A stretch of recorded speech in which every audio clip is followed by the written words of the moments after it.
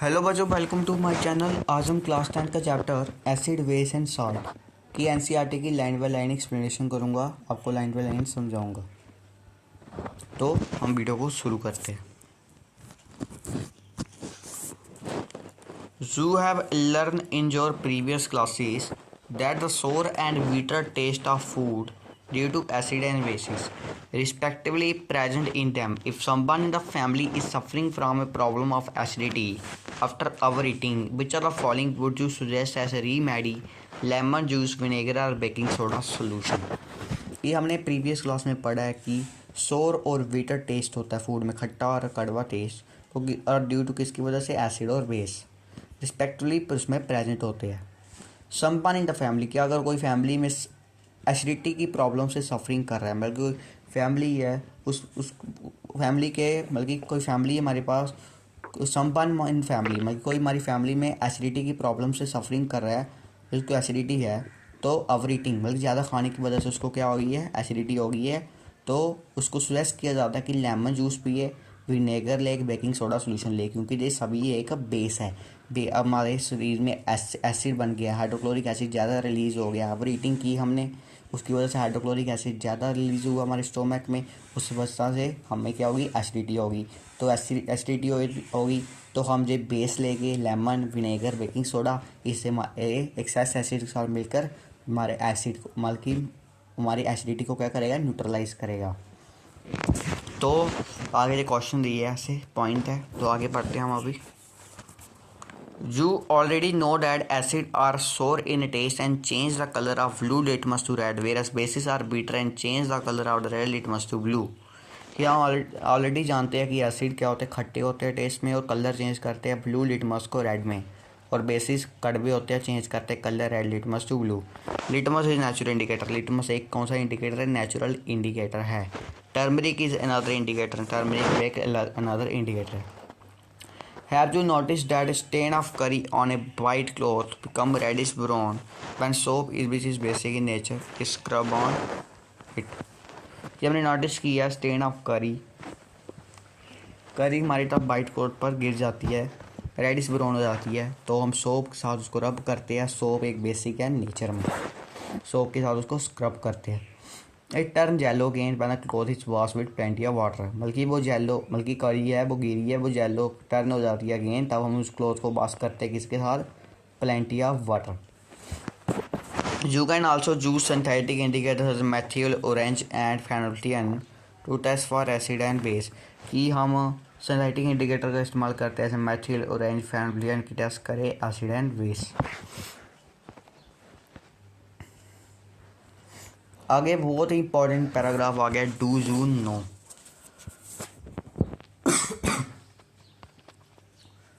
यही important paragraph है, do you no. ये आपको पैराग्राफ अच्छे से क्या करना है, समझना है इसको। लिटमस सोल्यूशन क्या कह रहा है पैराग्राफ हमारा, डू यू नो का पैराग्राफ।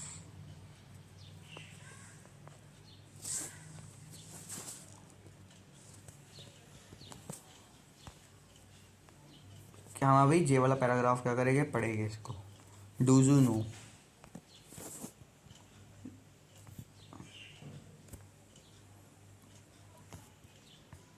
हाँ जी, वाला पैराग्राफ हमें अभी पढ़ना है। Litmus solution is a purple dye which is extracted from lichen, a plant belonging to division thallophyta, is commonly known as indicator. कि लिटमस सोल्यूशन एक पर्पल डाई होती है, वो कहाँ से मिलती है, हमें एक्सट्रैक्ट हुई होती है लीचन से। प्लांट कौन सा बिलोंग करता है उसमें, division thallophyta, plant belonging to division thallophyta, उसको हम कॉमनली यूज करते हैं as indicator. When the litmus solution is neither acidic nor basic, its color is purple। अगर लिटमस सोल्यूशन एसिडिक भी नहीं है, बेसिक भी नहीं है, तो उसका कलर हमेशा पर्पल होता है। There are many other natural indicators like red cabbage leaf, turmeric, color petal of some flower such as hydrangea, petunia, geranium, which indicate the presence of acid or base in a solution। कि हमने colour petal of flower की बात कर ली, hydrangea, petunia, geranium, वो क्या करता है, हमें बताता है कि इंडिकेट करता है प्रेजेंस ऑफ एसिड और base in a solution. These are called acid base indicator, sometimes simply the indicator, उसको हम acid base indicator कहते हैं, sometimes उसको हम simply indicator कहते हैं।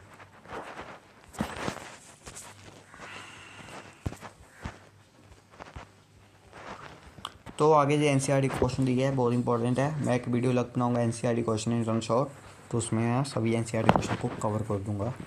तो आगे हम ये एक्टिविटी दी हुई है 2.1 2.2,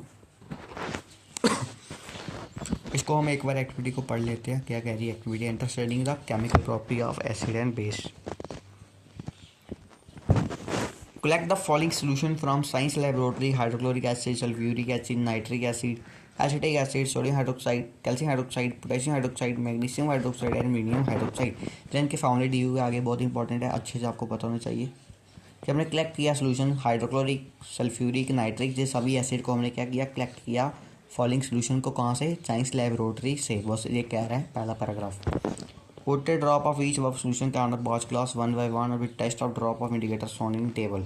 कि पुट किया एक ड्रॉप इसकी, drop of each above solution में ऑन इन batch class, और टेस्ट किया with drop of indicator. But change in colour did you observe in red litmus? क्या कलर चेंज ऑब्जर्व हुआ in red litmus, blue litmus, फेनोक्लियर, methyl orange solution में? Each are following taken, जहाँ पर हमें लिखना है कि क्या कलर ऑब्जर्वेशन हुई। ठीक है बच्चों, आगे जो लाइन दी हुई है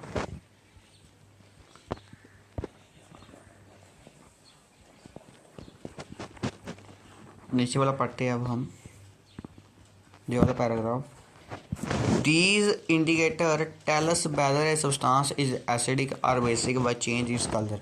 there are some substances whose order change in acidic और basic media, these are called olfactory indicator. Most important, वो इंडिकेटर हमें बताते हैं कि सब्सटेंस एसिडिक है या बेसिक है, अपना चेंज कर कलर, और सम सब्सटेंसेस उनका ऑर्डर चेंज हो जाता है इन एसिडिक और बेसिक मीडिया में, वो हमारे कौन से है कहते हैं? ऑल्फैक्टरी इंडिकेटर कहलाते हैं। Let us try some of these indicator.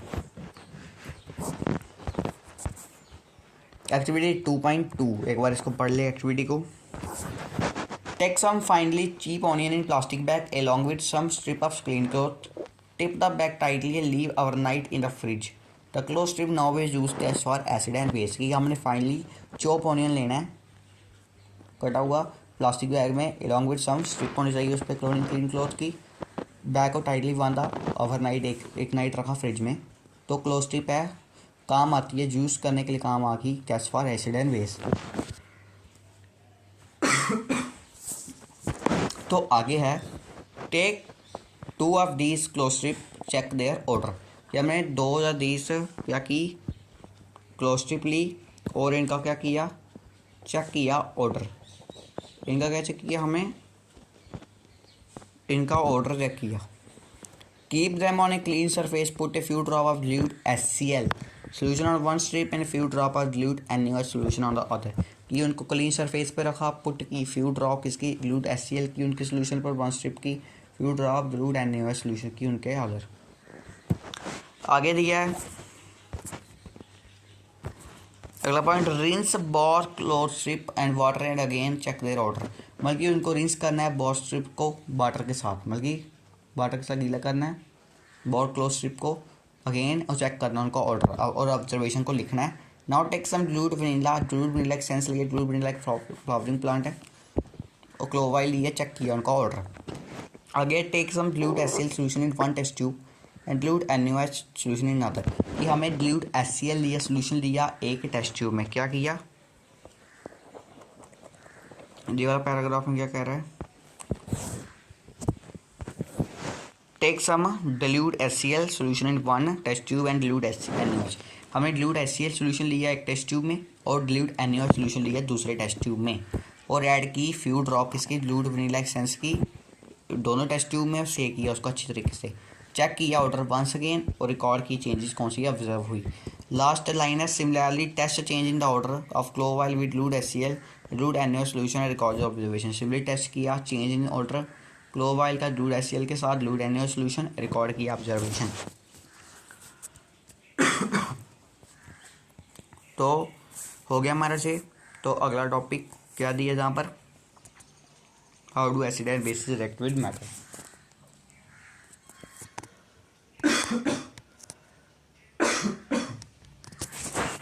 कि कैसे एसिड और बेसिस क्या करते हैं, रिएक्ट करते हैं मेटल के साथ। अभी हम ये वाला टॉपिक पढ़ेंगे। एक एक्टिविटी दी हुई है जहाँ पर, हाँ जी, मोस्ट इम्पॉर्टेंट एक्टिविटी है।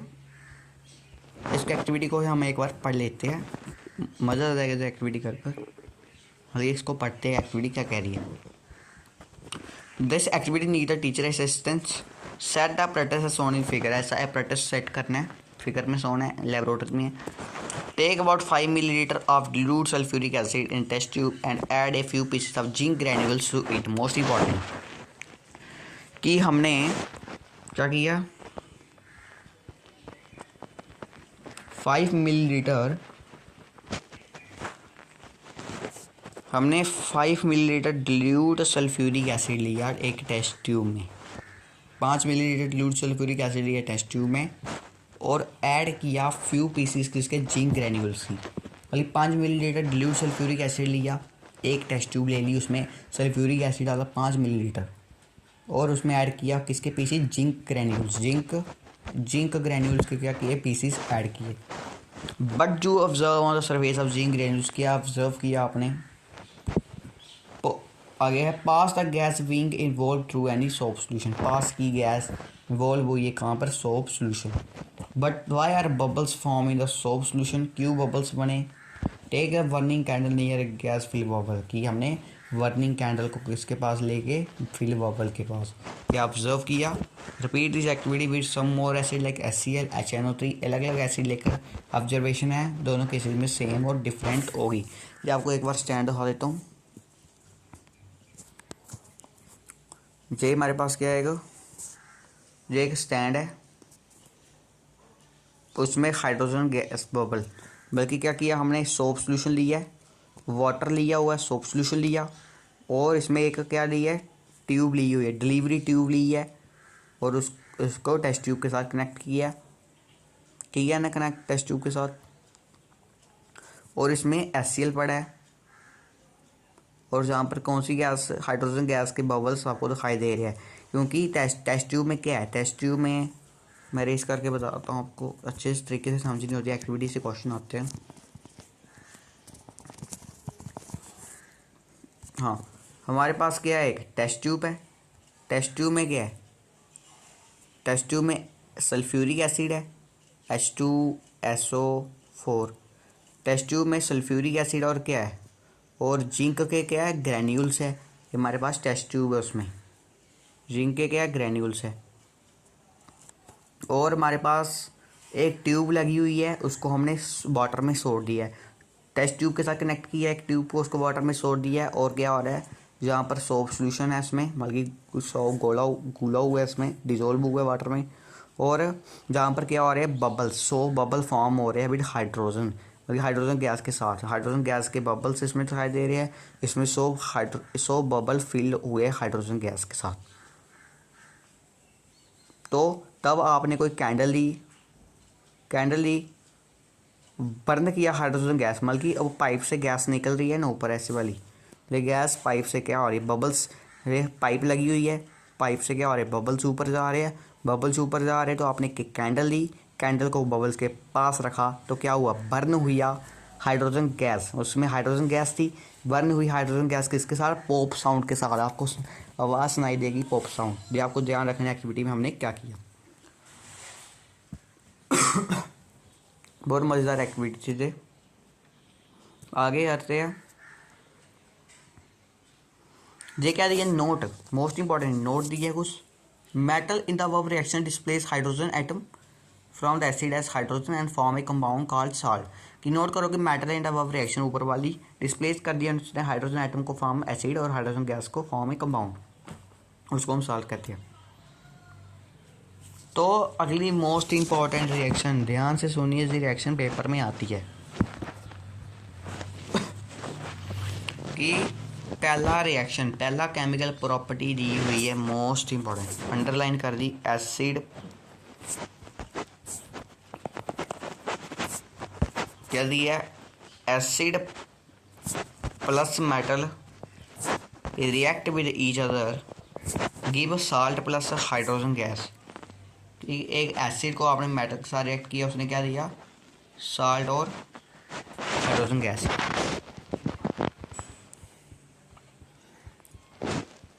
एक एसिड था, उसको रिएक्ट किया मेटल के साथ और उसने साल्ट और हाइड्रोजन गैस दी। ये हमारे पास एसिड है, ये आपको रिएक्शन याद रखनी, मैंने बॉक्स में बंद कर दी। एसिड को आपने रिएक्ट करवाना है मेटल के साथ और वो वापस वो आपको क्या देगा, साल्ट और हाइड्रोजन गैस देगा। तब एसिड मेटल के साथ रिएक्ट करेगा तो वो साल्ट और हाइड्रोजन गैस क्या करेगा, प्रोड्यूस करेगा। तो आपको ये रिएक्शन याद रखनी है। तो आपने एक एसिड ले लेना है, एसिड नीचे दिया हुआ है एसिड, आपने एक एसिड लिया और एक मेटल लिया। आप मेटल जिंक ले सकते हो, आपकी मर्जी है, आप जिंक एक मेटल ले सकते हो। इस रिएक्शन को हम ऐसे रिएक्शन लिख सकते हैं, इस तरह लिख सकते हैं रिएक्शन कि एक एसिड है NaOH प्लस जिंक, एक मेटल था, मेटल कौन सा है, मैंने एरो मार दिया है, मेटल ले लिया हमने जिंक। तो ये रिएक्शन मोस्ट इंपॉर्टेंट नीचे कि जहाँ पर एक एसिड है वो जिंक के साथ रिएक्ट हो रहा है और एक सोडियम जिंक केट बना रहा है और हाइड्रोजन गैस को प्रोड्यूस कर रहा है। बल्कि एसिड की जगह हमने एसिड लिखा, मेटल की जगह हमने जिंक लिखा और दोनों को रिएक्शन करवाई तो बना Na2ZNO2 प्लस H2O। साल्ट बना, salt plus hydrogen gas, salt कौन सा, Na2ZNO2 प्लस H2। देख हमारी एक रिएक्शन बन गई। Most important reaction.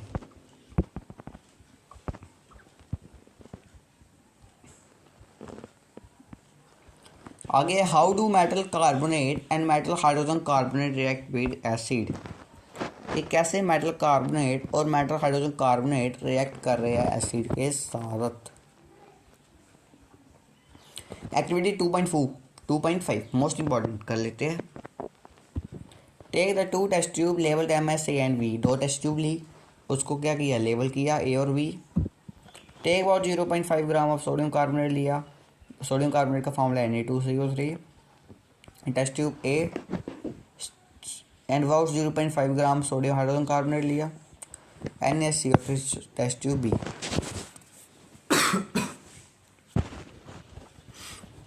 ऐड किया 2 मिलीलीटर डिल्यूट HCl दोनों टेस्ट ट्यूब में, क्या ऑब्जर्व किया, और पास की गैस प्रोड्यूस हुई नीच के through lime water shown in the recorder observation. जी एक डायग्राम के जरिए सुनाया गया, बताया। इसमें क्या किया, पास की है कार्बन डाइऑक्साइड गैस किससे, calcium hydroxide solution. Most important, मैं इसको रेस कर रहा हूँ, अभी समझाऊंगा आपको अच्छे से क्या हुआ। इसको रेस कर,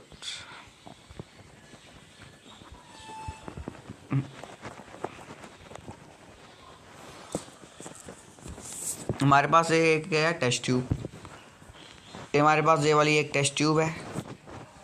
टेस्ट ट्यूब के अंदर क्या है, टेस्ट ट्यूब के अंदर याद रखना क्या है, Na2CO3। ये मैंने एरो मारा, टेस्ट ट्यूब के अंदर क्या है, लिख देता हूँ फॉर्मूला भी।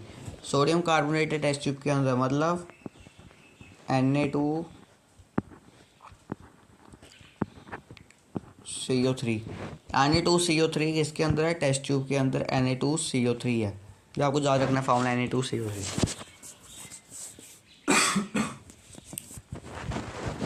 और क्या हुआ, एक दूसरी टेस्ट ट्यूब ली है, डिलीवरी ट्यूब बोलते हैं, टेस्ट ट्यूब बोलते हैं, जिसमें कैल्शियम हाइड्रोक्साइड सोल्यूशन है। एक स्टैंड बोलते हैं, इसको कोक बोलते हैं। कार्बन डाइऑक्साइड गैस पास, इसमें कार्बन डाइऑक्साइड गैस है, ब्लूड हाइड्रोक्लोरिक एसिड रिएक्ट किया और कैल्शियम हाइड्रोक्साइड सोल्यूशन बनाया इसमें, बल्कि slack lime.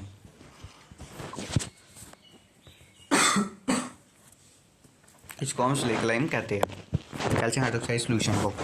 Calcium hydroxide solution का फॉर्मूला आना चाहिए आपको, लिखना कैसे लिखते हैं कैल्शियम हाइड्रोक्साइड, CaOH2, CaOH2।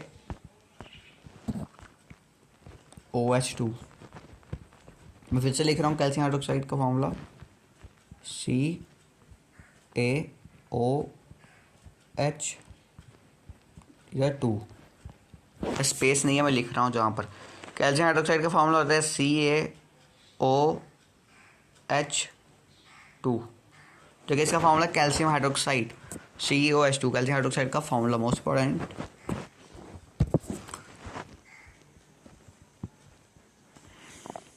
कि मेटल कार्बोनेट को आपने मेटल हाइड्रोजन कार्बोनेट के साथ रिएक्ट किया विद एसिड, कि मेटल हाइड्रोजन कार्बोनेट रिएक्ट किया है आपने एसिड के साथ।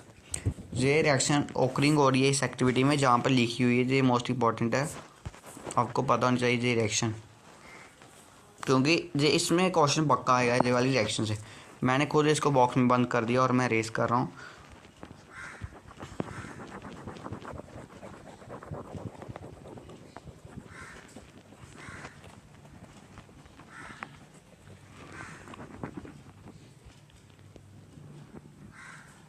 मैं इस बॉक्स को बंद कर रहा हूँ। ये रिएक्शन मोस्ट इंपॉर्टेंट है, इस एक्टिविटी से हुई है।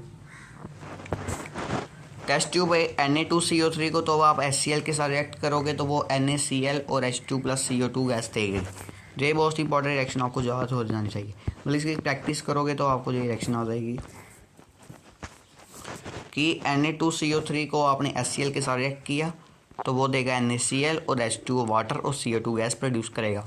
तो आपको इसको बैलेंस करके लिखना है। कभी भी क्वेश्चन में बिना बैलेंस छोड़े ना, मतलब कि क्वेश्चन की लिखी है तो उसको ऐसे ही ना छोड़ दे, उसको बैलेंस कर कर लिखिए। बैलेंस करके क्वेश्चन ही सही होती है, ऐसे में आपकी क्वेश्चन गलत होने के चांसेस बढ़ जाते हैं। आगे है NaCO3, मतलब एक सोडियम NaHCO3। NaHCO3 का मतलब सोडियम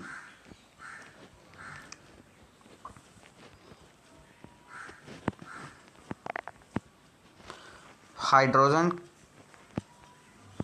कार्बोनेट, जहाँ पे लिखा भी नहीं जा रहा है, सोडियम हाइड्रोजन कार्बोनेट।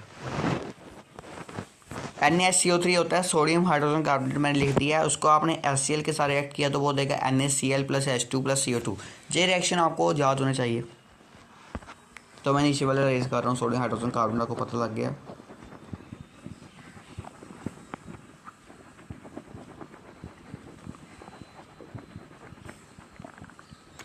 तो आगे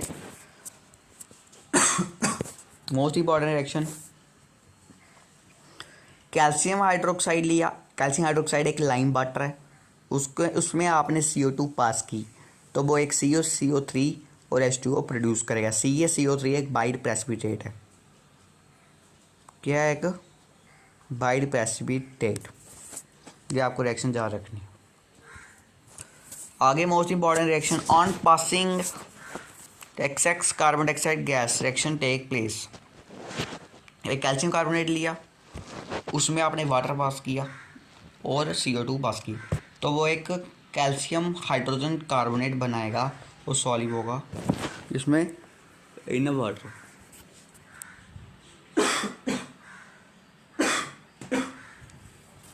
ठीक है बच्चों, और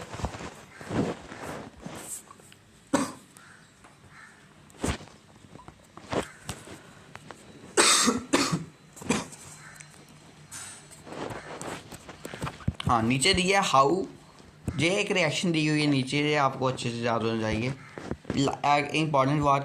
इंपॉर्टेंट है ये एक चीज़, लाइमस्टोन हो गया, चाक हो गया, मार्बल हो गया, ये सारी डिफरेंट फॉर्म है किसके? कैल्शियम कार्बोनेट के। All metal carbonate and hydrogen carbonate react with acid to give compound such as carbon dioxide and water. तो नीचे वाली रिएक्शन है ना, ये आपको याद रखनी है, और कुछ रखे या नहीं रखे तो आपको रिएक्शन याद होने चाहिए। जब मैं आपको रिएक्शन करवा रहा हूँ ना, एसिड रिएक्ट विद दिस, तो वो एसिड देगा, वो आपको रिएक्शन याद होना चाहिए। बस आपको फिर एसिड का नाम आपको याद होना चाहिए बस। भाई रिएक्शन की मेटल कार्बोनेट को आपने किसके साथ रिएक्ट कराना है? मेटल हाइड्रोजन कार्बोनेट एसिड, वो गिरेगा salt plus carbon dioxide gas. इसका ये मतलब नहीं है मेटल कार्बोनेट, अगर आप बल्कि आप मेटल कार्बोनेट लो जब मेटल हाइड्रोजन कार्बोनेट लो, बात एक ही है। अगर आपको बोला है कि मेटल हाइड्रोजन कार्बोनेट को एसिड के साथ रिएक्ट करवाओ तो आपने ऐसे लिखना है। अगर आपको बोला है मेटल कार्बोनेट को करवाओ एसिड के साथ तो अभी salt plus carbon dioxide plus water देगा, मतलब कि तब आपने मेटल कार्बोनेट को रिएक्ट करवाया एसिड के साथ तभी वो salt plus carbon dioxide plus water देगा। आपने मेटल हाइड्रोजन कार्बोनेट को एसिड के साथ रिएक्ट करवाया तब भी वो salt plus carbon dioxide plus water रहेगा। ऐसे आपने कभी नहीं लिखना मेटल कार्बोनेट को, आपने मेटल कार्बोनेट भी लिख दिया, मेटल हाइड्रोजन कार्बोनेट भी लिख दिया, दोनों को रिएक्ट करवा दिया एसिड के साथ, पूरा गलत हो जाएगा। ये मेटल कार्बोनेट के बीच क्या मारा है मैंने, स्लैश मारा है। जो आप देख रहे हो ना मेटल कार्बोनेट के बीच स्लैश है, जहाँ पर ये है स्लैश, बल्कि मेटल कार्बोनेट लो जो मेटल हाइड्रोजन कार्बोनेट लो तो प्रोडक्ट होगा इनका salt plus carbon dioxide gas plus water ही होगा। तो आप ये लिखो जा नहीं लिखो, जरूरी नहीं है कि आपने मेटल कार्बोनेट लिखना है, मैं इसको इरेज कर रहा हूँ, कन्फ्यूज हो सकते हो।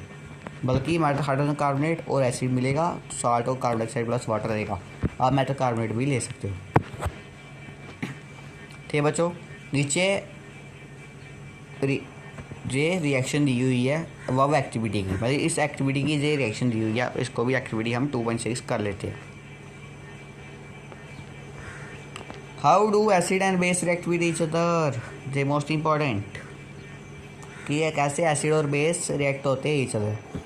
एक्टिविटी लग रहा है बहुत इंपॉर्टेंट है जी।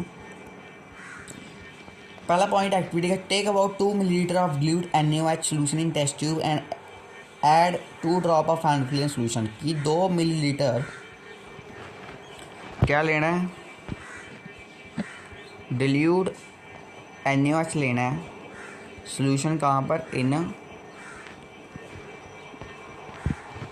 टेस्ट ट्यूब में। 2 मिलीलीटर dilute NaOH सोल्यूशन लेना है टेस्ट ट्यूब में और ऐड करना है 2 ड्रॉप्स की फैनोफिलिन सोल्यूशन की। क्या कलर होगा सोल्यूशन का, अगला पॉइंट है ऐड करो dilute HCl सोल्यूशन को वर्ब सोल्यूशन में ड्रॉप बाय ड्रॉप। कोई कलर चेंज होगा फॉर रिएक्शन मिक्सचर, कलर क्या कलर होगा, फैनोफिलिन चेंज होगा तब ऐड करोगे एसिड। तो नाउ हमने ऐड करनी है फ्यू ड्रॉप NaOH की वर्ब मिक्सचर में कि पिंक कलर फैनोफिलिन रीअपेयर हो जाएगा, बट जो थिंग हैज हैपन। उस एक्टिविटी को हमने रिएक्शन के द्वारा लिखा है। In the verb activity we observe that effect of base is nullify by acid और vice versa, reaction take place return as. तब आप NaOH को HCl के साथ रिएक्ट किया तो उसने दिया, ये आपने रिएक्शन याद कर लेनी है ज़्यादा।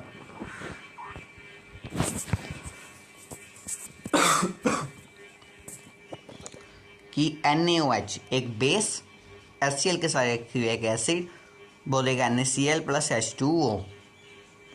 बस ये रिएक्शन आपको याद रखनी है। पता है आपको, अगर बेस है कोई, बेस को आप एसिड के साथ रिएक्ट करोगे, बेस को आप किसके साथ रिएक्ट करोगे, एसिड, तब बेस आपका एसिड के साथ रिएक्ट करेगा, तब बेस है वो एसिड के साथ रिएक्ट करेगा तो वो क्या देगा प्रोडक्ट में, रिएक्टेंट। इसको हम क्या बोलते हैं, रिएक्टेंट भी बोलते हैं, आपको पता होना चाहिए, 9th में पढ़ा था। इसको हम रिएक्टेंट कहते हैं। वो देगा साल्ट, क्या देगा, salt plus H2O, salt plus क्या देगा, साल्ट प्लस H2O देगा।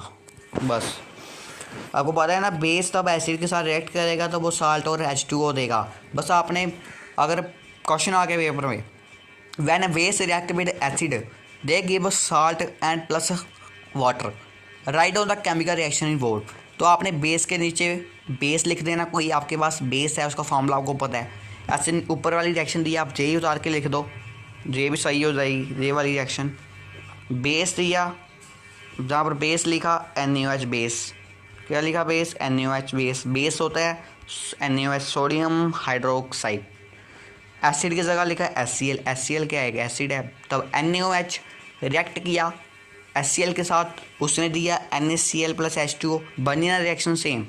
NaCl एक साल्ट है, वो कह रहा है साल्ट बनेगा तो साल्ट बन गया NaCl, वो कह रहा है वाटर बनेगा, वाटर H2O, हुई ना simple reaction.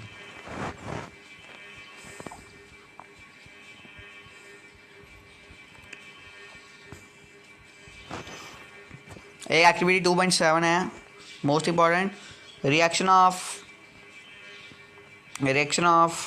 Metal oxide with acid. हम ये वाली एक्टिविटी अब करते हैं।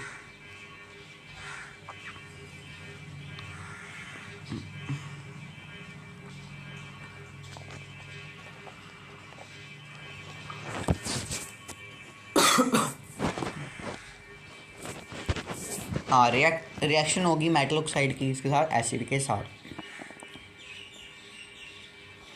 Take a small amount of copper oxide in beaker, add dilute hydrochloric acid slowly while stirring. Note the color of the solution but has happened to copper oxide. एक कम amount में copper oxide लो इन beaker में और उसमें add करना है dilute hydrochloric acid slowly, धीरे धीरे stir कर, मतलब घोल कर। नोट करो क्या कलर होगा सोल्यूशन का और क्या हैपन होगा कॉपर ऑक्साइड को। आगे है वो, आगे आंसर दिया, you will notice the colour of solution become blue green. अब नोटिस करेंगे कलर क्या हो जाएगा सोल्यूशन का, ब्लू ग्रीन हो जाएगा, और कॉपर ऑक्साइड क्या हो जाएगा, डिजोल्व हो जाएगा, घुल जाएगा। Blue green colour of the solution is formation of copper oxide. Blue green colour solution का कैसे बना, फॉर्मेशन हुई कॉपर क्लोराइड की इन द रिएक्शन। ये बहुत इंपॉर्टेंट है, याद रखना है। और आपको ये याद रखना है, तो नीचे वाला मेटल ऑक्साइड प्लस एसिड की, बल्कि एक मेटल है, क्या है हमारे पास, मेटल ऑक्साइड। मेटल ऑक्साइड है हमारे पास। मेटल ऑक्साइड को तो अब आप क्या करोगे, उसके साथ एसिड रिएक्ट करोगे। फिर से लिख रहा हूँ, मेटल ऑक्साइड है,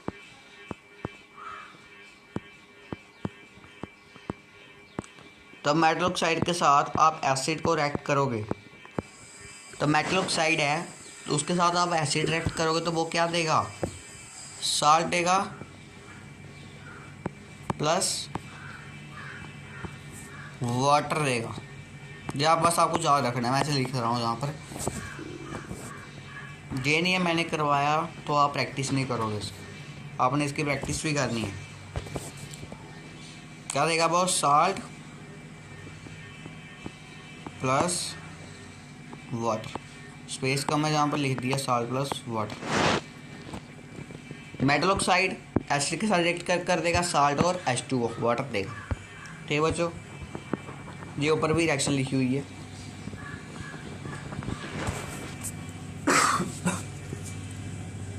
देख पा रहे हो आप ऊपर रिएक्शन, मेटल ऑक्साइड किसके साथ रिएक्ट हुआ है, ऊपर एसिड के साथ क्या हुआ है, रिएक्ट हुआ। दे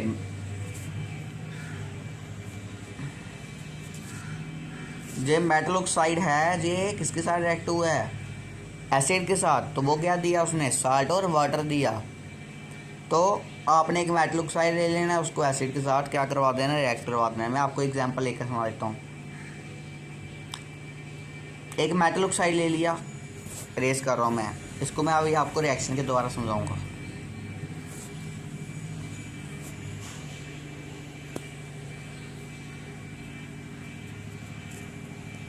रिएक्शन करवाऊंगा मेटल की किसके साथ, मेटल ऑक्साइड के साथ।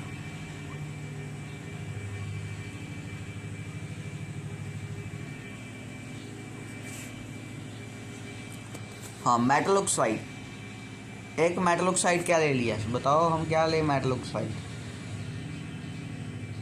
जिंक ऑक्साइड ले लें क्या। देखते हैं रिएक्शन बनती है। जिंक ऑक्साइड लिया, उसको एसिड के साथ रिएक्ट करवा दिया, मतलब कि HCl के साथ रिएक्ट करवा दिया, तो वो क्या देगा, बल्कि मेटल ऑक्साइड लेना था, मेटल ले लिया। जिंक ऑक्साइड का फॉर्मूला ZnO2, O को हमने एसिड के साथ रिएक्ट करवाना था, एसिड ले लिया HCl, तो वो देगा ZnCl2 प्लस H2O। बस हो गया। ये जिंक क्लोराइड बना, जे क्या है, एक साल्ट है। जिंक क्लोराइड बना साल्ट है, हमें ये तो चाहिए था, हमें प्रोडक्ट ही साल्ट और वाटर बना था, तो H2O एक वाटर है। बस ये रिएक्शन लिखनी होती है, पर रिएक्शन करते वक्त गलती नहीं करनी होती है जी। ठीक है बच्चों, तो आगे टॉपिक पे चले। आगे क्या है NCERT में,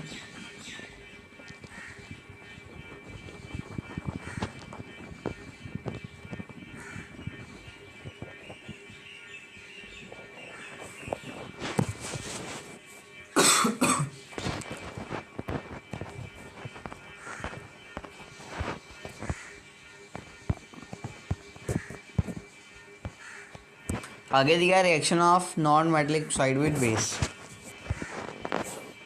रिएक्शन होगी नॉन मेटलिक ऑक्साइड की बेस के साथ। आपने क्या करना है, नॉन मेटलिक ऑक्साइड की बेस के साथ रिएक्शन होनी है। नॉन मेटलिक ऑक्साइड आपने ले लेना है, क्योंकि वो आपने नॉन मेटल कौन सा लेना है, वो नॉन मेटल हो, मेटल नहीं लेना। बस रिएक्शन करानी है नॉन मेटल ऑक्साइड की बेस के साथ। We saw the reaction between carbon dioxide and calcium hydroxide. Calcium hydroxide, which is waste, react with carbon dioxide to produce salt and water. Similar to reaction between base and acid, we conclude that non-metal oxide are acidic in nature. ये भी simple reaction है non metallic oxide की base के साथ करवानी। ठीक है बच्चों, आप इसको कर सकते हो खुद भी। वो सेम टू सेम ही रिएक्शन लिखनी है आपने नॉन मेटलिक ऑक्साइड की। तो मैं आपको एक बार एग्जाम्पल के ज़रिए ये वाली रिएक्शन भी समझा देता हूँ कि रिएक्शन कैसे होगी नॉन मेटलिक ऑक्साइड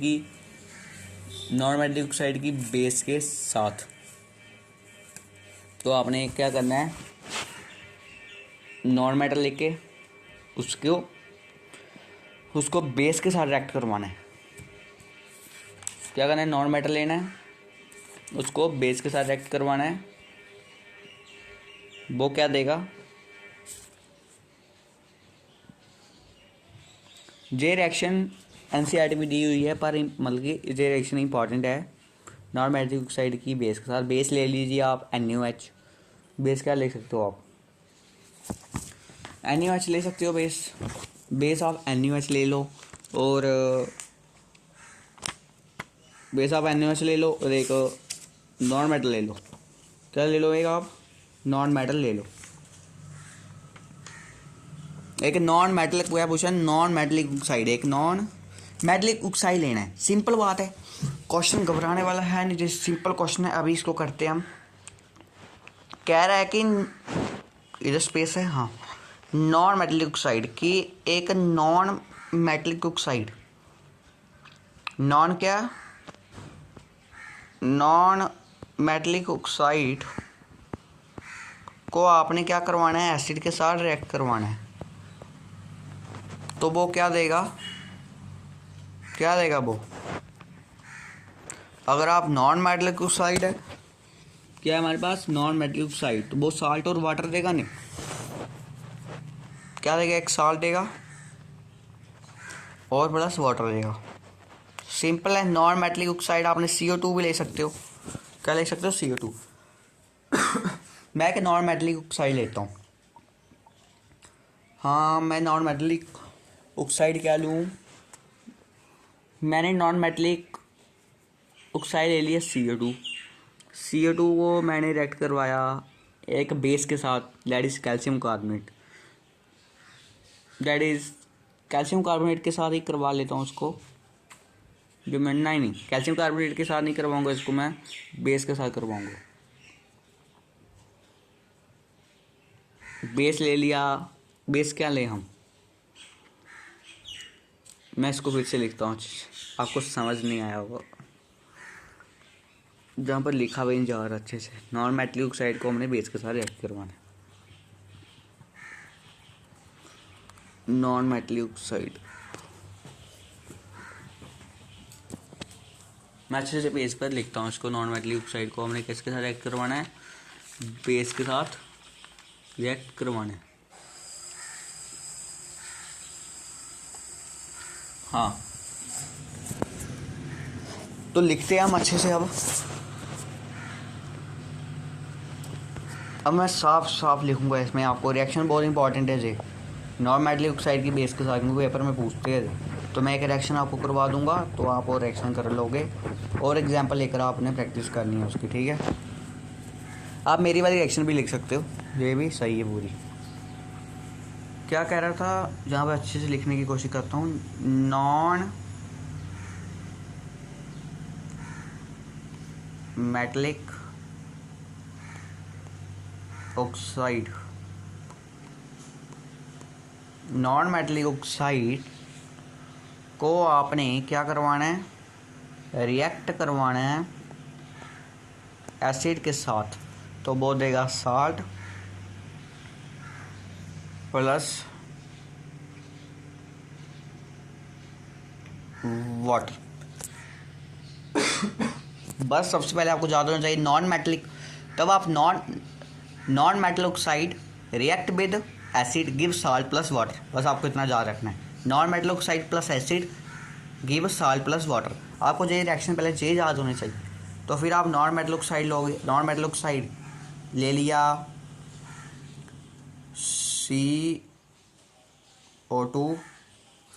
CO2 ले लिया, एक ले लिया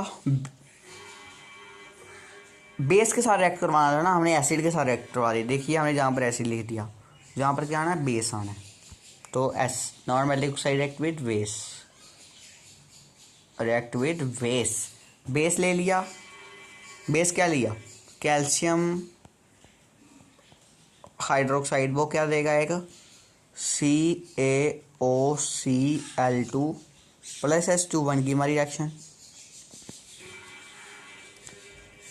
तब नॉन मेटलिक ऑक्साइड रिएक्ट करेगा, एक बार रिवीजन करवा देता हूँ आपको। नॉन मेटलिक ऑक्साइड रिएक्ट करेगा बेस के साथ, तो वो देगा salt plus water. Non metallic oxide आपने लेना है CO2, उसको रिएक्ट करवाना है बेस के साथ। CO2 react with calcium hydroxide CaOH2, जो एक बेस है, तो वो देगा CaOCl2 प्लस H2। CaOCl2 मतलब कैल्शियम कार्बोनेट, एक साल्ट है, और वाटर H2O। तो हम आगे चलते हैं, आगे तो बहुत है हमारा।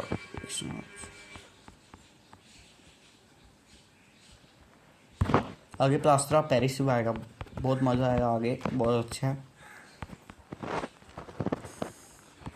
हाँ जी, डायग्राम भी दी हुई है ना, एक्टिविटी नंबर 2.8।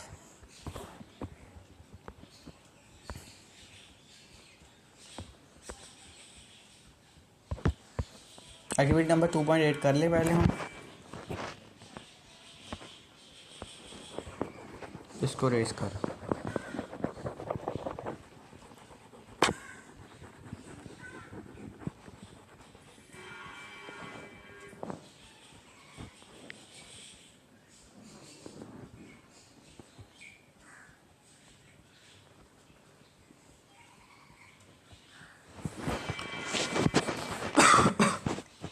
एक्टिविटी नंबर 2.8 क्या कह रही है,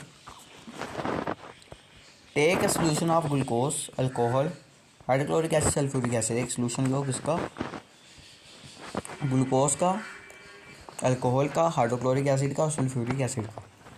fix 2 nail on A Coke and place the Coke in 100 millilitre of water. कि 2 नेल को फिक्स करो कोक पर और प्लेस करो कोक को 100 millilitre of water. Connect the nail into 2 terminal of a 6 volt battery through a bulb and switch as shown in figure. Connect करो nail को किसके साथ, 2 टर्मिनल किसकी, 6 वोल्ट बैटरी की, थ्रू ए बल्ब और switch. Now pour some dilute HCl in beaker and switch on the current. क्या करना है हमें, HCl को डालना है बीकर में और स्विच करंट को ऑन कर देना, स्विच ऑन कर देना।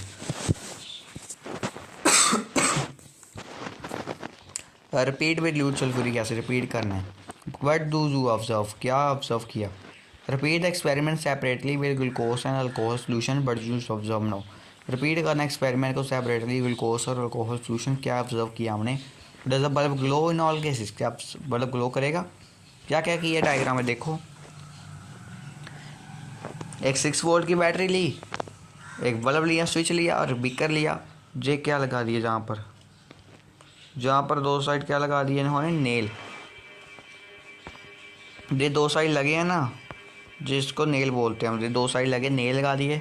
नीचे dilute HCl सोल्यूशन है, रबर कोक है, नीचे वाला ये क्या है, नीचे वाला रबर कोक है, ये वाला क्या है, रबर कोक। बस क्या कह रहा है, इसका आंसर आ गया नीचे।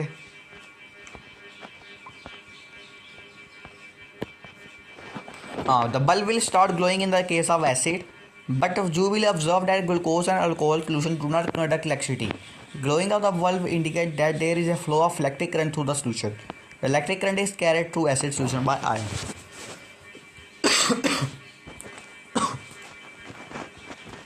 कि बल्ब स्टार्ट करेगा ग्लो करना इन केस ऑफ एसिड। क्या ऑब्जर्व किया हमने, ग्लूकोज और अल्कोहल सोल्यूशन क्या कर रहे हैं, इलेक्ट्रिसिटी को कंडक्ट नहीं कर रहे हैं। एसिड सोल्यूशन ही वाटर में कंडक्ट करता है इलेक्ट्रिसिटी, और ग्लो कर रहा है बल्ब, वो इंडिकेट कर रहा है कि वहाँ पर इलेक्ट्रिक करंट फ्लो हो रहा है उस सोल्यूशन में। इलेक्ट्रिक करंट कैरिड हो रहा है एसिड सोल्यूशन बाय आयन। आगे है acid contain H positive ion as cation anion such as Cl negative in HCl। Acid क्या कंटेन कर रहा है? H positive ion, it contain anion Cl negative in HCl HNO3 negative. और cation present in acid is H positive. Cation कौन सा present होता है acid में? H positive. और जो नीचे एक्टिविटी दी है, बट हैपन टू एसिड और बेस इन वाटर सोल्यूशन। क्या होगा एसिड और बेस का in water solution? Important topic आ गया। Preparation of HCl gases. Preparation कैसे होती है HCl गैसेज की? Activity number 2.9। कौन सी एक्टिविटी है? 2.9।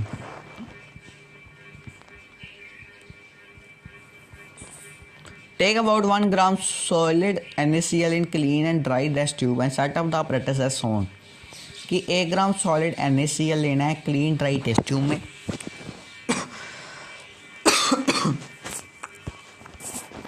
ये टेस्ट ट्यूब है, इसमें क्या लिया? ड्राई NaCl लिया। Add some concentrated sulphuric acid test tube. इसमें क्या डाला? कंसनट्रेटर क्या डाला? सल्फ्यूरिक एसिड डाला। क्या ऑब्जर्व किया? Is that gas coming out of delivery tube? क्या कोई गैस इससे बाहर आई डिलीवरी ट्यूब में? टेस्ट द गैस इन्वॉल्व successively with wet litmus paper. कि कोई अगर कि हमें टेस्ट करनी है गैस इन्वॉल्व हुई कोई ड्राई और wet blue litmus paper. In which case the blue litmus paper change colour. It's a case litmus paper क्या करेगा? अपना कलर चेंज करेगा ऑन द बेसिस ऑफ वो bacteria but to do infer about acidic character of dry HCl gas और HCl solution. इन्होंने reaction क्या करी? Sulphuric acid को टेस्ट ट्यूब में डाला, सोडियम क्लोराइड को रिएक्ट किया, और जहाँ पर क्या हुआ? जहाँ पर क्या आया इसका answer? If the climate is very humid you will have to pass the gas produced through a guard tube containing calcium hydroxide to dry the gas।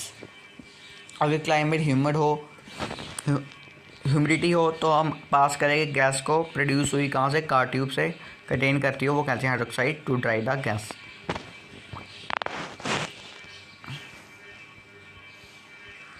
जी आप देख पा रहे हो मॉइस्ट लिटमस पेपर। हमने क्या लिया? एक मॉइस्ट लिटमस पेपर लिया, जहाँ पर देख पा रहे हो वहाँ पर जहाँ से गैस पास हो रही है, तो वो हमारा लिटमस पेपर वो किस में कन्वर्ट हो रहा है? रेड कलर में कन्वर्ट हो रहा है। मतलब कि कोई गैस है, क्या है? गैस है। ये हमारा मतलब कि हमने ड्राई लिटमस पेपर लिया, मॉइस्ट लिटमस पेपर लिया। ये देखो, इसको आपने HCl के पास रखा तो वो रेड में कन्वर्ट हो रहा है ना, मतलब कि उसके पास एक HCl गैस है।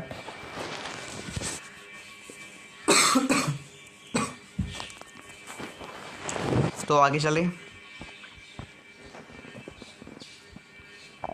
नीचे रिएक्शन दी हुई है इनकी, जी आप देख लेना अच्छे से।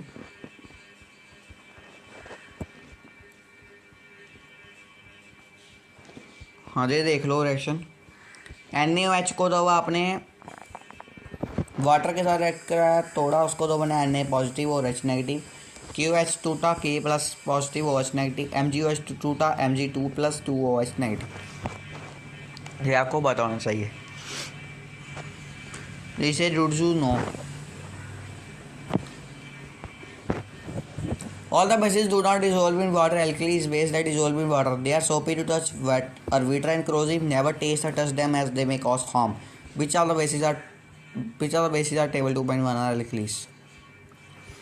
कि सारे बेसिस वाटर में घुलते नहीं हैं, डिजोल्व नहीं होते। Alkalis is base that dissolve in water. Alkali क्या है? एक बेस है, वो क्या होता है? घुल जाते हैं, मतलब कि डिजोल्व हो जाते हैं वाटर में। दे आर सोपी टू टच, सोपी होते हैं बॉडी टच होने में। बिटर एंड क्रोजिव भी होते हैं। नेवर टेस्ट टच देम, कि सभी एसिड को हमें टेस्ट टच नहीं करना चाहिए क्योंकि वो हार्म कॉज कर सकते हैं। सभी एसिड क्रोजिव नहीं होते, पर कुछ एसिड होते हैं वो क्रोजिव होते हैं, हमारी स्किन को डैमेज कर सकते हैं, जला सकते हैं।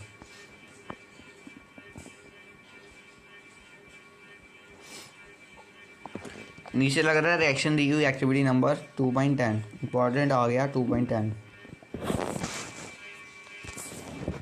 10 मिलीलीटर वाटर लिया बीकर में, उसमें ड्रॉप डाली कंसनट्रेटर सल्फ्यूरिक एसिड की, उसको स्लोली क्या किया? स्टीर किया, टच किया बेस ऑफ द बीकर। क्या हुआ? टेम्परेचर में कुछ चेंज आया? एक्सोथर्मिक था या एंडोथर्मिक प्रोसेस था? रिपीट की एक्टिविटी को सोडियम हाइड्रोक्साइड पैलेट्स का रिकॉर्ड किया ऑब्जर्वेशन। तो नीचे इसका आंसर दिया हुआ एक्टिविटी का। देख इससे ये वाली एक्टिविटी से क्वेश्चन आ सकते हैं, क्योंकि ये मोस्ट इम्पॉर्टेंट एक्टिविटी मुझे लग रही है। तो इसको समझाता हूँ आपको क्या कह रही है ये एक्टिविटी, क्या आंसर है इसका।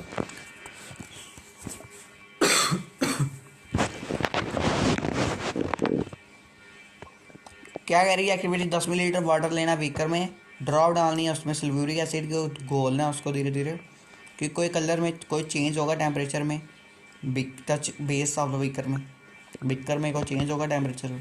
एक्सोथर्मिक प्रोसेस एंडोथर्मिक हमें बताना है और रिकॉर्ड करनी है एक्टिविटी हमें, वो हमने ऑब्जर्व की ऑब्जर्वेशन। इसका आंसर है process of dissolving an acid और a base in a water. Process of dissolving an acid और base in a water is exothermic one. की प्रोसेस होता है डिसॉल्व करना एसिड और बेस को जिसमें वाटर में, वो क्या है, हाईली एक्सोथर्मिक है, ये पता होना चाहिए। कि जब आपने डिसॉल्व किया एसिड और बेस को, एसिड लिया आपने बेस लिया, उसको आपने वाटर में डाला, पानी भी डाला, हाईली एक्सोथर्मिक होगा। हाईली एक्सोथर्मिक मतलब आपको अगर मतलब नहीं पता एक्सोथर्मिक का तो मैं बता देता हूँ एक्सोथर्मिक क्या होता है। एक्सोथर्मिक होता है इसमें हीट प्रोड्यूस होती है,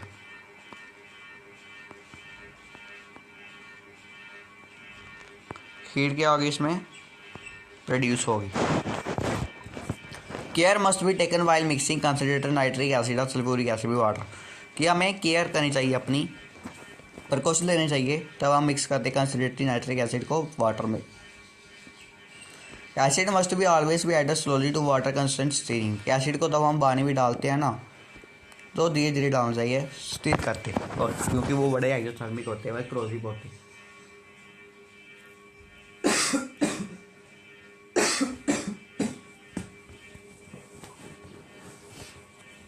तो आगे क्या दिया,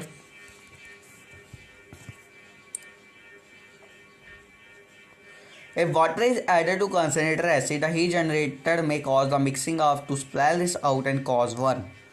कि तब आप वाटर को ऐड करते हो कंसनट्रेटेड एसिड में तो हीट क्या होती है, जनरेट हो जाती है।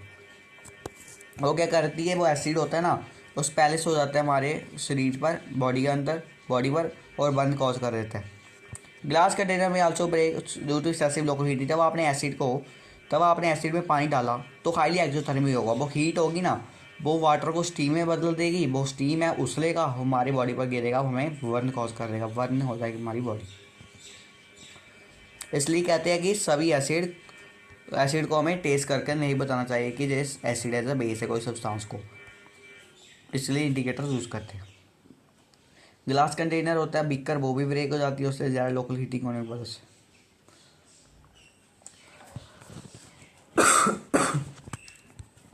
और क्या दिया है, तो मिक्स करते हो एसिड को बेस का, उसका रिजल्ट क्या होता है, डिक्रीज हो जाता है कंसनट्रेशन किसका, H3O positive per unit value.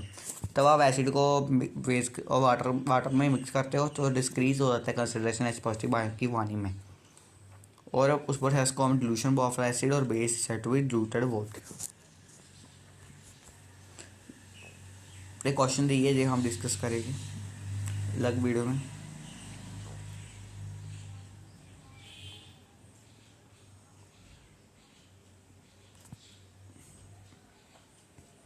How strong are acid और बेस सोल्यूशन। हाँ जी जल्दी जल्दी पढ़ते हैं हम इसको, ये सिंपल है। हम जानते हैं कि एसिड, मैं आपको हिंदी में बता दूंगा इसका पूरा का मतलब क्या कह रहा है ये पैराग्राफ। क्या स्ट्रॉन्ग एसिड और बेस सोल्यूशन, हम जानते हैं कि एसिड बेस इंडिकेटर हमें बताते हैं, डिस्टिंग्विश करते हैं एसिड और बेस। हमें लर्न किया प्रीवियस सेक्शन में कि डिल्यूशन और decrease in concentration as positive ion solution can be, हमें quantity amount of these ion present हो गया सोल्यूशन में जज कर सकते हैं। वो स्ट्रॉन्ग एज अ बेस है, acid strong acid as a base है, given acid as a base है। हम किसका यूज़ करते हैं, यूनिवर्सल इंडिकेटर, वो मिक्सचर है सेवरल इंडिकेटर का। यूनिवर्सल इंडिकेटर हमें क्या बताता है, शो करता है different colour different concentration hydrogen ion की सोल्यूशन में। एक स्केल होता है, क्या होता है, ये इंपॉर्टेंट लाइन अंडरलाइन कर रहा हूँ मैं इसको, एक क्या होता है, स्केल होता है, मेजर करता है हाइड्रोजन आयन की कंसेंट्रेशन सॉल्यूशन में कितनी है, उसको हम पीएच स्केल बोलते हैं। पीएच स्टैंड फॉर पोटेंज जर्मन, क्या उसका मतलब है पावर।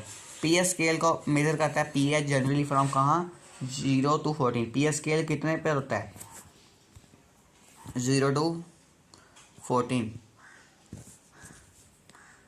पीएच स्केल 0 to 14 की लाइन पर होता है।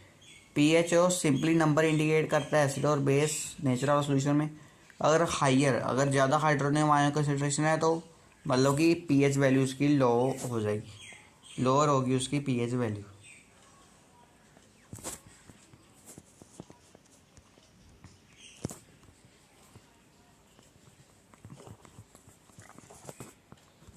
हाँ क्या कहा है, अगर ज़्यादा कंसंट्रेशन होगी हाइड्रोजन आयन की पीएच वैल्यू कम होगी।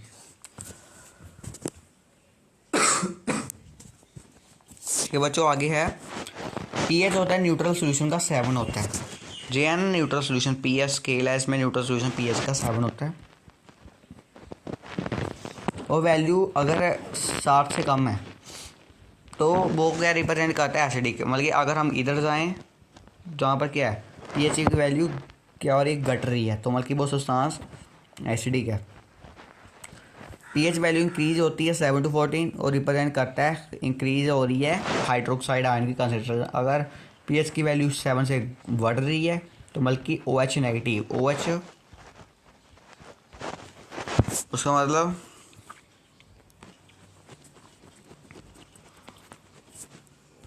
अगर पीएच की वैल्यू क्या हो रही है, बढ़ रही है, तो उसका मतलब क्या हुआ कि OH नेगेटिव की वैल्यू क्या हो रही है, इंक्रीज हो रही है हाइड्रोक्साइड आयन। मतलब इंक्रीज हो रहा है स्ट्रेंथ किसका, एल्कली का। मतलब कि यूनिवर्सल इंडिकेटर को हम यूज़ करते हैं फॉर मेजरिंग पीएच। तो आगे चलते हैं हम। एक्टिविटी दी हुई है कलर या प्रैक्टिस करना इसकी एक्टिविटी या पीएच पेपर दिए हुए, बताया हुआ इसके तरह पीएच होता है।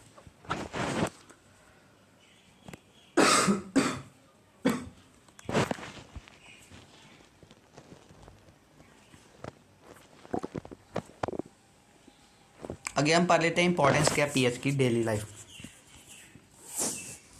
कि सारे plants and animal pH sensitive है। हमारी बॉडी वर्क करती है pH range 7.0 to 7.8। Living organism होते हैं वो सर्वाइव करते हैं किस पीएच रेंज में, तो पीएच ऑफ रेन वाटर का।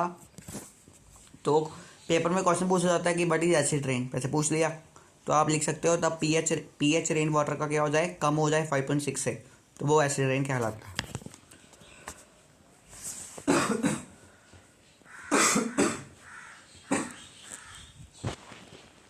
अगर पीएच रेन वाटर का कम हो जाए 5.6 से तो वो क्या है, एसिड रेन। तब एसिड रेन फ्लो करती है रिवर में तो वो क्या कर देती है, पीएच है लो कर देती है रिवर वाटर का। वो मतलब कि सर्वाइवल मतलब एक्वेटिक लाइफ है, फिशेज होती है, बड़े सारे फिश, बड़े सारे एक्वेटिक एनिमल्स होते हैं वो पानी के अंदर रहते हैं, उनका सर्वाइवल होना उनका डिफ़िकल्ट हो जाता है वहाँ पर रहना। आगे है डू यू नो कि atmosphere of Venus is made up of thick white and jealous cloud of sulphuric acid. Atmosphere है वेनस का किससे बना है, thick white jealous cloud sulphuric acid का। Do you think life exist on planet, क्या आप सोच सकते हो कि लाइफ वहाँ पर एग्जिस्ट करती है हमारी प्लैनेट में वेनस। तो आपने आंसर मुझे कमेंट पर बताना है डू यू नो का।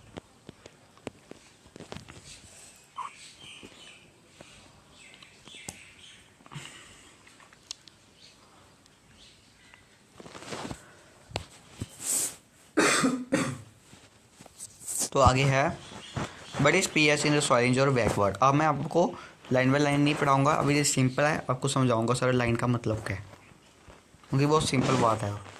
But is a pH in soil और बैकवर्ड। प्लांट क्या करता है, प्लांट को चाहिए होता है specific pH range healthy growth के लिए। अगर पीएच रिक्वायर है इनको हेल्थी ग्रोथ ऑफ प्लांट के लिए, हम कलेक्ट करेंगे सॉइल बड़े सारे प्लेसेस से, चेक करेंगे पीएच मैनर में। एक्टिविटी दी है 2.2, आप कर सकते हो उसको घर पे खुद, लैब में भी कर सकते हो। एक्टिविटी नंबर 2.12 पीएच का क्या रोल है digestive system, most important. Digestive system में क्या रोल है?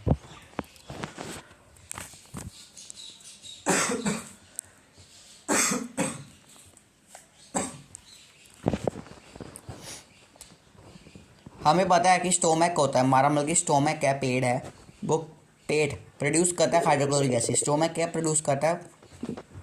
Hydrochloric acid. वो हाइड्रोक्लोरिक एसिड हमारे हेल्प करता है डाइजेस्ट होने में food without harming the stomach. बल्कि हाइड्रोक्लोरिक एसिड हमारे स्टोमक में प्रोड्यूस होता है ना, वो हमारे स्टोमक को हार्म नहीं करता। तब इंडाइजेशन होती है, हमें स्टोमक प्रोड्यूस करता है ज़्यादा एसिड और कॉज कर देता है पेन और इरिटेशन होती है हमें। तब हाइड्रोक्लोरिक एसिड ज़्यादा सीक्रेट होता है, हमें पेट दर्द होती है, तो उससे क्या होता है, हमें ज़्यादा इरिटेशन होती है, पेन। तो हमें उस पेन से बचना है, तो गेट रिड ऑफ पेन। तो पीपल क्या करते हैं, यूज़ करते हैं बेस, उसको हम क्या कहते हैं, एंटासिड बोलते हैं। एंटासिड लेते हैं पीपल क्या करते हैं, एंटासिड लेते हैं। उससे क्या होता है कि एंटासिड है न्यूट्रलाइज कर देता है हमारे एक्सेस एसिड को, मैग्नीशियम हाइड्रोक्साइड। एंटासिड में क्या होता है, मैग्नीशियम हाइड्रोक्साइड, उसको मिल्का मैग्नीशिया भी कहते हैं, और मिल्ट बेस है और यूज़ करते हैं इस पर्पज़ के लिए। एंटासिड क्या करता है, एंटासिड एक बेस है, वो हमारे स्टोमक में एसिड के साथ मिलकर न्यूट्रलाइज कर देता है हमारे एक्सेस एसिड हमारे स्टोमक में प्रेजेंट है।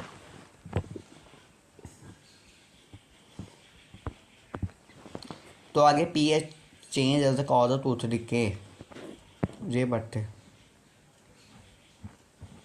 कि पीएच चेंज होता है in cause of tooth decay. Tooth decay कब स्टार्ट होती है? टूथ डिके मतलब कि कीड़ा लगना टीथ को। ये टूथ डिके कब स्टार्ट होती है? तब हमारा पीएच है ना माउथ का 5.5 से कम चला जाता है, लोअर हो जाता है। और टूथ एनामल होती है, वो किससे बनी है? कैल्शियम हाइड्रोपेक्साइड, उसको हम बोलते हैं कैल्शियम फॉस्फेट। आपसे ये वाला नाम याद नहीं होगा, आपने याद रखना है। टूथ एनामल किससे बनी है? कैल्शियम कार्बोनेट से बनी है। वो हार्डेस्ट सब्सटेंस हमारी बॉडी में, टूथ मतलब टीथ की सबसे ऊपर वाली लेयर है टूथ एनामल, वो सबसे हार्डेस्ट सब्सटेंस है, किससे बनी है? Calcium carbonate. वो क्या करता है, डिजोल्व हो जाता है वाटर में, क्रोड करता है हमारा टीथ को। पीएच हमारे माउथ का कहाँ चला जाता है? 5.5 से बिलो। बैक्टीरिया है वो हमारे माउथ में प्रेजेंट है, प्रोड्यूस करता है क्या? एसिड। बैक्टीरिया प्रेजेंट है इसमें हमारे माउथ में, प्रोड्यूस करता है एसिड। तब हम कोई शुगर वाली चीज़ खा ले, मतलब हमें चॉकलेट खा ले, केक खा ले, कोई मीठी चीज़ खा ले, तो शुगर मतलब शुगर है वो हमारे दांत में लगी होती है, उससे बैक्टीरिया उस पर बैठ जाता है। वो क्या करता है, डिग्रेडेशन करता है शुगर फूड, हम माउथ में तब खाते हैं उसको, तो प्रोड्यूस करता है एसिड। तब हम शुगर फूड खा लेते हैं, तो बैक्टीरिया हमारे शुगर पर बैठ जाता है, और वो क्या करता है, ब्रेक डाउन करता है शुगर को, और एसिड प्रोड्यूस करता है। कि बेस्ट वे है कि हम इसे टूथ डिके से बचें, तो क्या करें, हम माउथ को रोज़ धोएं खाना खाने के बाद, आफ्टर ईटिंग फूड।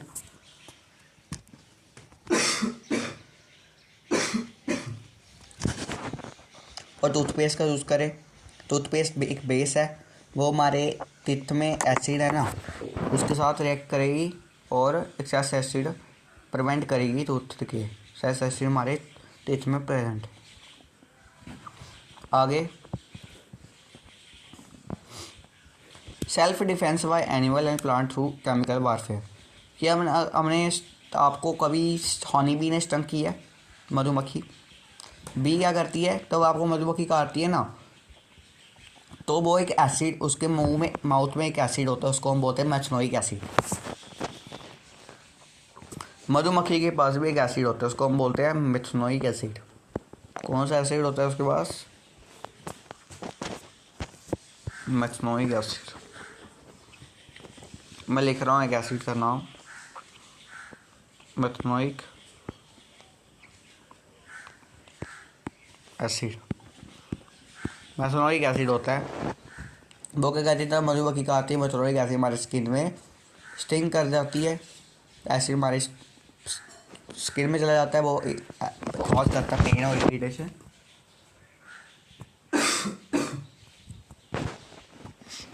तो हम बेकिंग सोडा यूज़ करते हैं, तब हम बेकिंग सोडा लगाते हैं उस जगह मधुमक्खी ने काटा है, तो हमें उससे रिलीफ मिलती है पेन से। तो स्ट्रिंग हेयर नीडल लीव्स, आपने लीव्स देखे होगे उसमें कीड़े वो लगे होते हैं, बल्कि कांटे लगे होते हैं, वो भी इंजेक्ट करता है कौन सा एसिड, बेंजोइक एसिड, और बर्निंग कॉज करता है, बर्निंग पेन।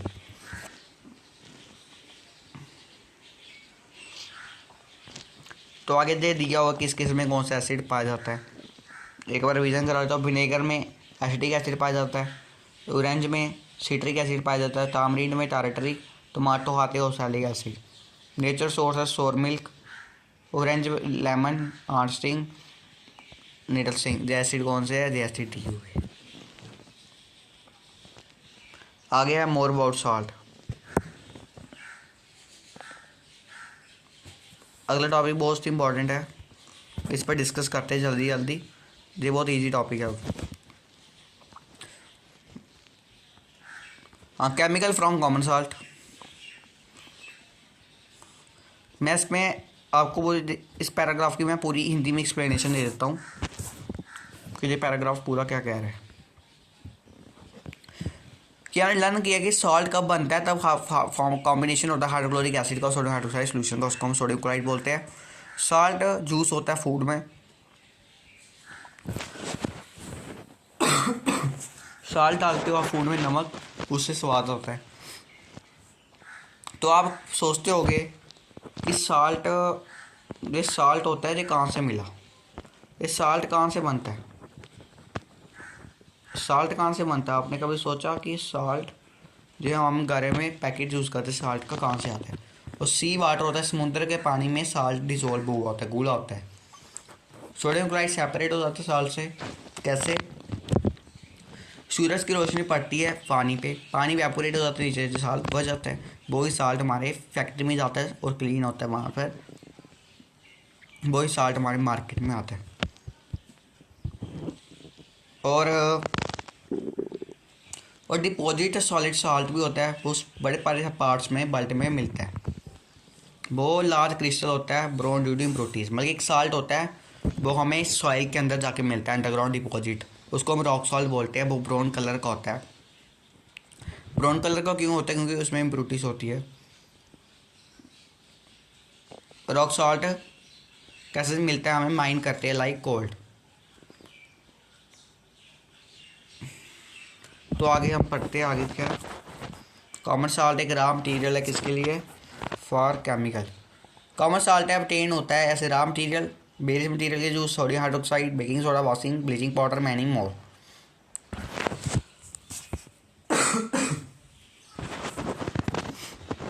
अगला टॉपिक मोस्ट इंपॉर्टेंट, इसको ध्यान से सुनना है अभी। ये सिंपल टॉपिक है पर इससे क्वेश्चन भी आते हैं बहुत। सोडियम हाइड्रोक्साइड, हाँ सोडियम हाइड्रोक्साइड।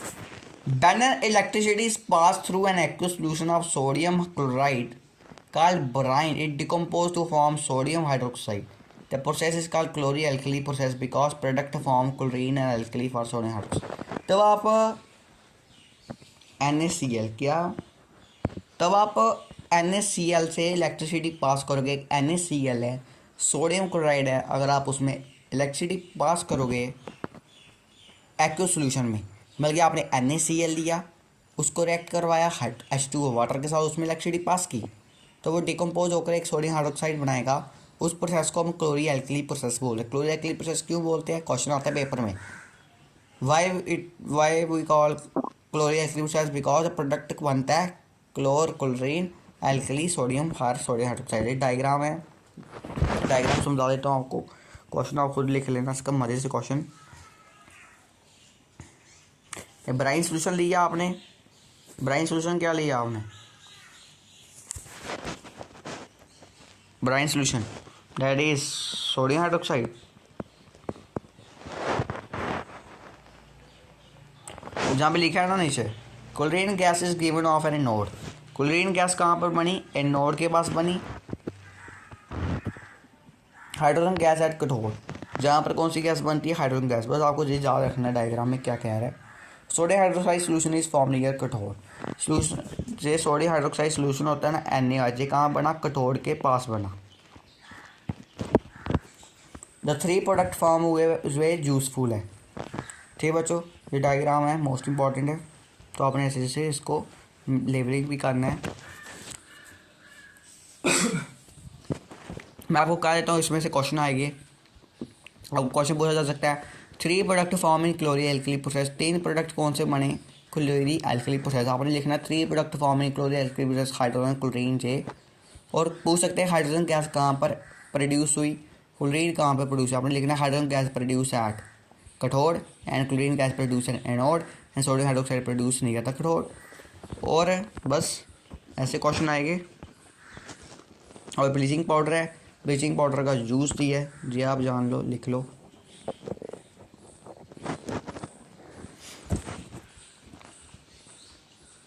हाँ, ब्लीचिंग पाउडर कैसे बनता है ये है।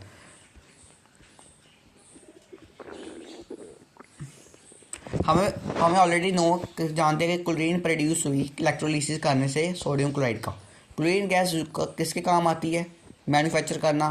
ब्लीचिंग पाउडर का मैन्युफैक्चर क्लोरीन गैस से होता है। ब्लीचिंग पाउडर प्रोड्यूस होता है तो एक्शन ऑफ क्लोरीन, उसको हम कैल्शियम हाइड्रोक्साइड। ब्लीचिंग पाउडर को रिप्रेजेंट करते हैं CaO आपको याद रखना है। ब्लीचिंग पाउडर का सिंबल होता है CaOCl2। ब्लीचिंग पाउडर को हम क्या बोलते हैं, CaOCl2। ब्लीचिंग पाउडर का जो फॉर्मूला है, सिंबल है। और CaOCl2 को क्या बोलते हैं। पेपर में ऐसा नहीं आएगा कि write down the juices of bleaching powder, अगर आ भी गया तो आप लिख लोगे, पर पेपर में आ गया write down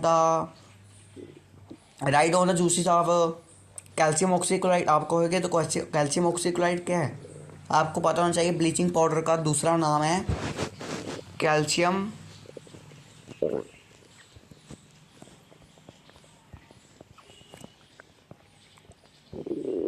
oxychloride,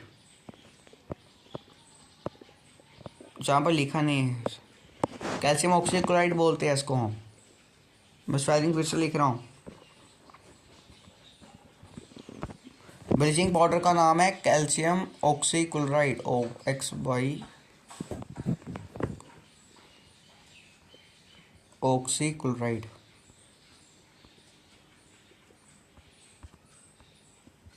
DE। Bleaching powder का फॉर्मूला होता है CaOCl2। ब्लीचिंग पाउडर को हम, आपने सबसे पहले याद रखना है, ब्लीचिंग पाउडर को हम कैल्शियम ऑक्सीक्लोराइड बोलते हैं। Calcium oxychloride CaOCl2। बस अभी ब्लीचिंग पाउडर के जूस पीने नीचे। ब्लीचिंग पाउडर किसके जूस होता है, इसको जल्दी जल्दी पढ़ते हैं।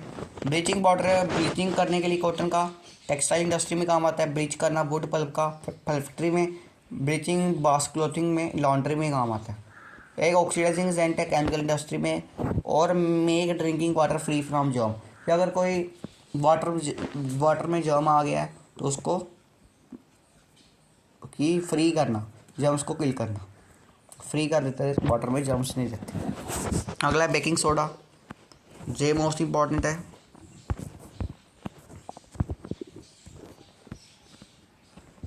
हाँ, जूस ऑफ बेकिंग सोडा कहाँ गया हमारा, हमने पढ़ा ब्लीचिंग। हाँ, बेकिंग सोडा। आपने सबसे पहले याद रखना है baking soda. Baking soda commonly use होता है किस में, किचन में। बेकिंग सोडा कॉमनली यूज़ होता है किचन में, क्या बनाने के लिए, टेस्टी क्रिस्पी बनाने के लिए। समटाइम्स उसको हम ऐड करते हैं फूड में कि जल्दी जल्दी फूड बन जाए। और केमिकल नेम क्या है बेकिंग सोडा का, sodium hydrogen carbonate. Baking soda, आपको सबसे पहले केमिकल नेम ही याद रखना है।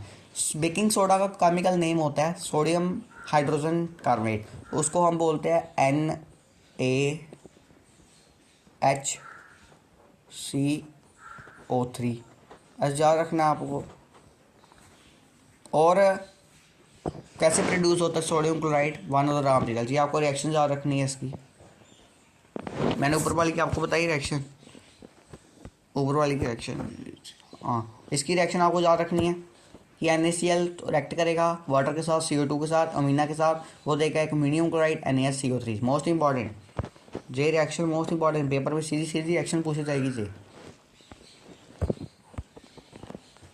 आपने जो दोनों रिएक्शन लिखनी है, नीचे वाली रिएक्शन भी मैं इसको कर रहा हूँ, जे भी रिएक्शन लिखनी है कि सोडियम हाइड्रोजन कार्बोनेट को हीट करोगे तो हमें सोडियम कार्बोनेट मिलेगा, वो वाटर और CO2 मिलेगी। और जूस क्या है बेकिंग सोडा का, ये लिख ले।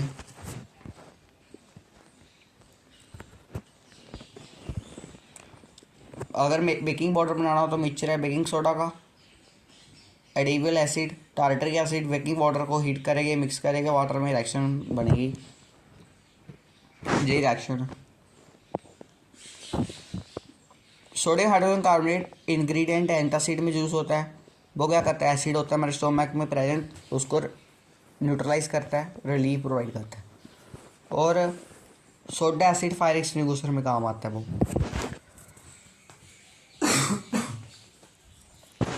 बाकी फायर एक्सटिंग्विशर लगे होते हैं ना, तो वहाँ पर आग लग जाती है, वहाँ पर फायर एक्सटिंग्विशर चलाते हैं हम, उससे क्या होता है आग मिट जाती है, उसमें यूज़ होता है। आगे है वाशिंग सोडा की बात कर ले। Washing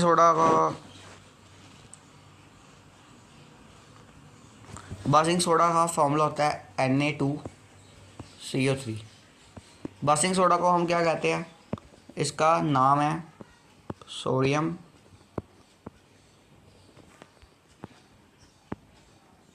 carbonate. वाशिंग सोडा का नाम होता है सोडियम कार्बोनेट।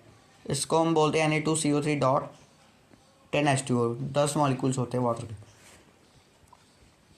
और ये रिएक्शन है, ये आपको याद रखनी है, लिखने को आ सकती है। तो आगे हम क्या पढ़ते हैं, जूसेस पढ़ लेते हैं इसके। वाशिंग सोडा के क्या पढ़ते हैं, जूसेस। वाशिंग सोडा वाला सोडियम कार्बोनेट यूज़ होता है ग्लास, सोप और पेपर इंडस्ट्री में, और सोडियम कंपाउंड बनाने में बोरेक्स में काम आता है। सोडियम कार्बोनेट क्लीनाइजिंग एजेंट है, डोमेस्टिक पर्पस जैसे क्लोथ वॉश करने हो, कपड़े, उसमें यूज़ होता है। Permanent hardness of water remove करने के लिए काम आता है।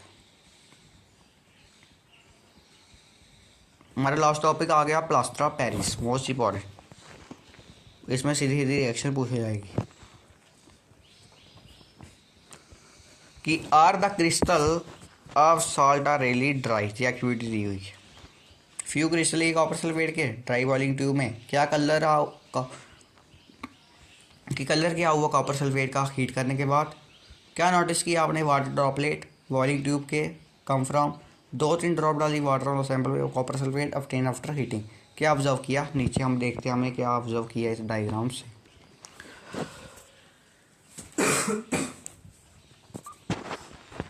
Copper sulphate crystal seem to dry contain water of crystallisation. Copper sulphate crystal होते हैं ना, उसमें वाटर ऑफ क्रिस्टलाइजेशन होता है। तो हम हीट करते हैं क्रिस्टल को, आपने याद रखना है। तो हमारे पास हमने क्या किया, हीट किया क्रिस्टल को, तो वाटर क्या होता है, रिमूव हो जाता है। Copper sulphate crystal, copper sulphate crystal को कैसे लिखते हैं हम, CuSO4 डॉट 5H2O। ये हमारे पास कॉपर सल्फेट क्रिस्टल है। अगर आपने इसको हीट किया तो इसमें पानी होगा, क्या रिमूव हो जाएगा, हीट की वजह से उड़ जाएगा। तो साल्ट होगा, वो साल्ट होता है कॉपर सल्फेट क्रिस्टल, वो वाइट बन जाएगा, टर्न हो जाएगा वाइट में। अगर आपने क्रिस्टल को क्रिस्टल मान लीजिए कॉपर सल्फेट क्रिस्टल में आपने पानी डाला, तो जे वाइट क्रिस्टल थे ना, जे ब्लू कलर ऑफ क्रिस्टल में रिपेयर हो जाएगा, मतलब कि इनका कलर क्रिस्टल में कन्वर्ट हो जाएगा ब्लू में। मैंने क्या समझाया आपको, कॉपर सल्फेट क्रिस्टल है, अगर आपने उसको हीट किया तो उसमें पानी था, पानी उड़ गया, तो वो किस में कन्वर्ट हो गया, साल्ट, वाइट साल्ट बन गया। अगर आपने उसमें पानी डाला तो ब्लू साल्ट में कन्वर्ट हो गया। वाटर ऑफ क्रिस्टलाइजेशन एक फिक्स नंबर है वाटर मॉलिक्यूल्स का, ऊपर वाला रेस कर रहे तो मैंने पढ़ा है।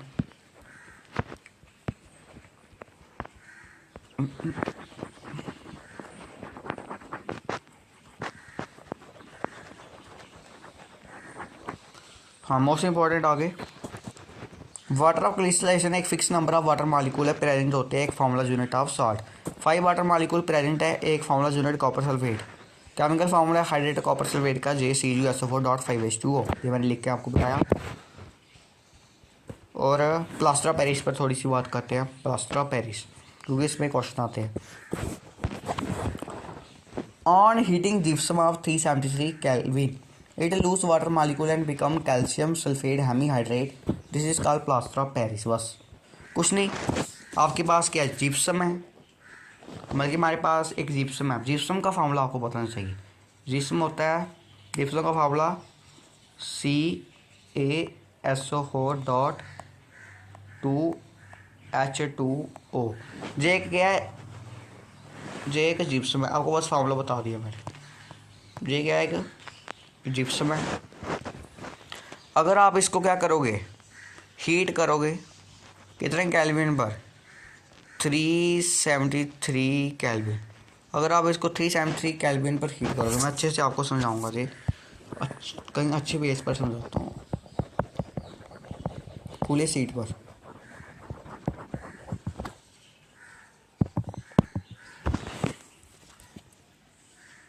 हाँ, अभी समझा रहा हूँ।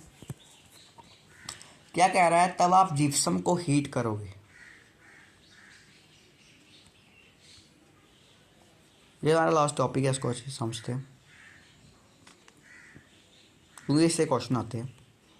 तब आप जिप्सम को हीट करोगे 373 केल्विन। कितने पर हीट करोगे इसको, 373 केल्विन टेम्परेचर पर इसको हीट करोगे। वो अपने वाटर मॉलिक्यूल लूज़ करेगा और कैल्शियम सल्फेट हेमीहाइड्रेट बन जाएगा, उसको हम प्लास्टर ऑफ पेरिस कहते हैं। मतलब जिप्सम को हीट करोगे, जिप्सम ले लीजिए। क्या फार्मूला होता है जिप्सम का, आपको पता होना चाहिए। अब CaSO4.2H2O।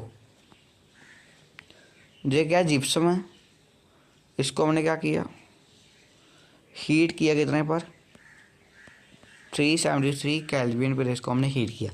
तो क्या बनेगा, CaSO4.1/2H2O प्लस 1/2H2O। बस ये रिएक्शन आपको याद रखनी है। ये क्या है, वे पेरिस, प्लास्टर है किसका, पेरिस का। ये है प्लास्टर। ठीक है बच्चों, ये रिएक्शन आपको याद रखनी है। नीचे भी लिखी हुई है रिएक्शन, बताता हूँ आपको। हाँ, ये रिएक्शन आपको याद रखनी है। ये मैंने रिएक्शन आपको अभी खुद लिखाई।